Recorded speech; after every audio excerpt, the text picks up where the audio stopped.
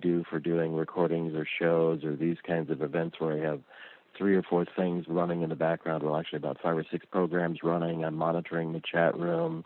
I'm watching things.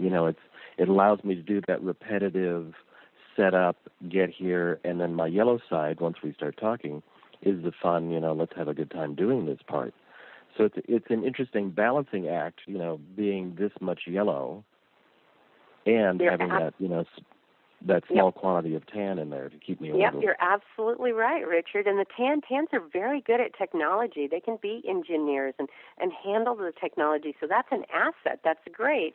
What's funny is tans are like, you need to make a living, you need to make some money here, we have to be able to pay our bills, and yellows are like, I don't care about money, I just want to have fun and be creative and do what I want to do and be spontaneous. And the tan's like, oh, get back here and make some money.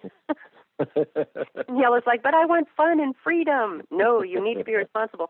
So if you can find a way to balance it, it's great. I mean, Brad Pitt's got a lot of yellow and tan. He's added violet just like you have, Richard. Brad Pitt is a yellow tan who's added violet. And Harrison Ford is a yellow tan. Do you see that tan, that grounded, and then the yellow sense of humor?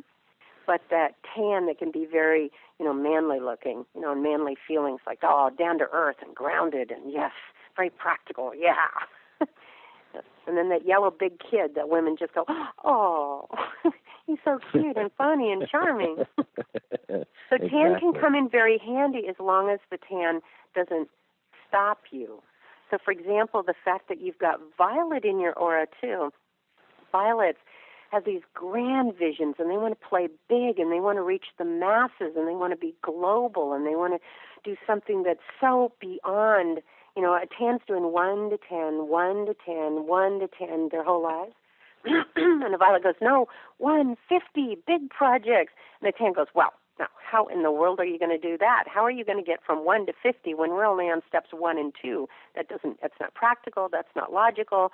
You're an unrealistic dreamer. That is something about violets. They get accused a lot of being unrealistic dreamers, especially by tans and greens, who are much more mental and practical. And I've got to see the logic behind what your vision is. I always kind of thought of, on Star Trek, that Spock was tan. And Captain Kirk was yellow. Yellow and violet. Yeah, yellow and violet. But He plays that's yellow how they violet. always sort of sound like tan. Like Spock was always the expression of the really ultimate tan. It was always very, no, we can't get there from here. You must do this first. That's illogical. It's very illogical. Exactly. There's no data for that. Exactly. We actually have a caller that I'd like to pop in here, if that's all right, and see what their question is. Just a moment. Okay, 0650. I think you're the Skype caller. Hi. Hello. Hi. Good morning. Hi, Sherry. Hi, Richard. My name is Brandy. Hi, Brandy. And what's your question, Brandy? I really enjoy this topic. I was just curious if y'all could tell what my color is. Sure, Brandy. And what I do is get a visual of you. What color hair and eyes do you have? Brown hair, green eyes.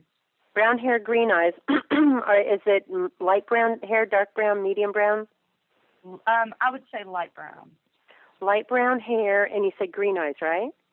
Mm-hmm. Brandy, something that's funny about you, you have really learned how to do a lot of tan, and I see other colors with you, like a little touch of violet, some yellow, a little bit of blue, and I feel like you've learned how to do tan stuff, and that's not making you happy because tans are the ones that get the jobs and the paychecks, and yellows and violets would much rather be free-spirited and go play or do something creative and whatever, and you understand tans go, well, you have to do a job and you have to make a living. Do you understand that? Right. Yes. Yep.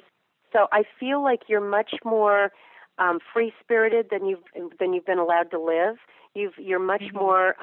You're such a. I feel like there's a side of you that's a little rebel, to tell you the truth. And it's like, no, you gotta do the practical job. Unfortunately, not happy about it. Can I ask you a question, Brandy? Why am I seeing cigarette smoke around you? Who smokes cigarettes? I do.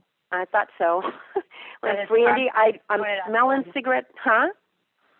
Time for me to quit. I know. Yeah, well, you know what? That's a yellow thing. Let me explain to you why you're doing that, okay?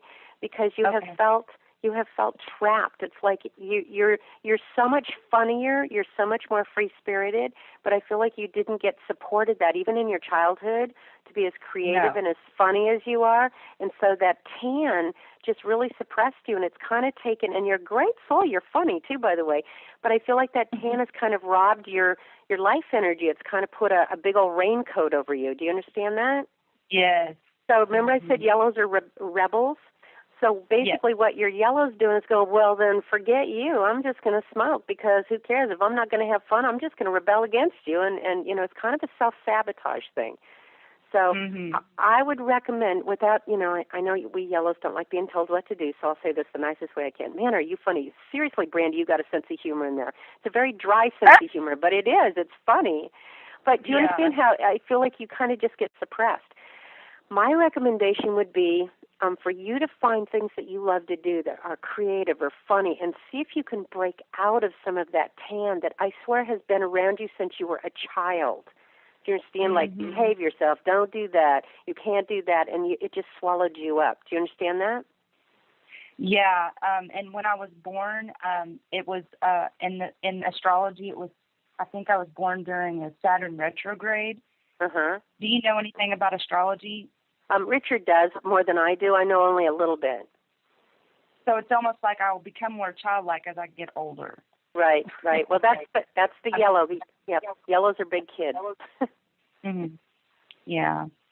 Yep. So you definitely have some yellow in there. You just have to find a way to make it fun because otherwise, you know what you're doing. You're just smoking yourself right off the planet. Right. And you've already had that thought, even though yellows are stubborn going, well, I don't have to go until I want to. But if yellows don't have fun here, then they just don't want to be here anymore. You understand that? Oh, yes. Yeah. Richard, do you have anything you want to add to her? You're very funny in there, Brandy. That I can hear you like shaking your head and going, "Oh, I don't know, I'm not sure." The part of having a nutritional background, I can also say that the smoking thing is also something that helps your body produce serotonin, so that you feel the hormones are released in the system that make you feel better. Besides the drug-like effect of the nicotine, the serotonin is boosted and you feel more at ease after you smoke. And I think that dis-ease, and I don't mean that illness, I mean in the sense of actual dis-ease that you're having, will come into more evolution that will dissipate as you become more yellow and allow yourself to be the yellow that the fun lover that you are. As that tan begins to break away, you'll feel more fun.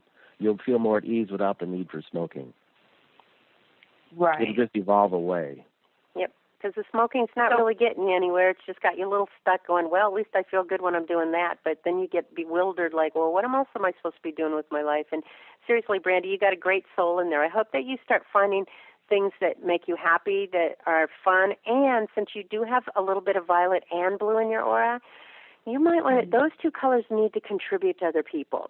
When they start helping other people and feel like they're making a difference here, they start feeling better. So I'm really sorry you didn't feel supported when you were growing up and the people that raised you didn't really quite know who you really were. But if you can find ways to contribute to help other people, I feel like part of you will be a little bit more fulfilled and maybe not feeling so, I'm going to say suppressed or kind of robbed of who you really are, because you are much more vibrant and vital than you've been able to live in this lifetime so far. That's so true. That's so true. Yeah. Thanks for calling in. Thanks for calling in, Brandy. That was nice of you. That was fun. Thanks very so much, Brandy. I've enjoyed it. Okay, have fun. Thanks. Okay, bye. Bye. You got to say have fun to a yellow. You know that, right? Have a good time. Have a great day. And what I encourage people to do is when they find out both their colors, is if they're at war with each other, like the tan she's learned and that yellow that just, yellows, if they had their way, yellows wouldn't work at all, okay, unless it was fun, there was a lot of freedom, it didn't feel like work. So when people find out they have two different colors, to find how to balance those two. And I've written about that in my book, Life Colors, a lot, and it's in LoveColors. And again,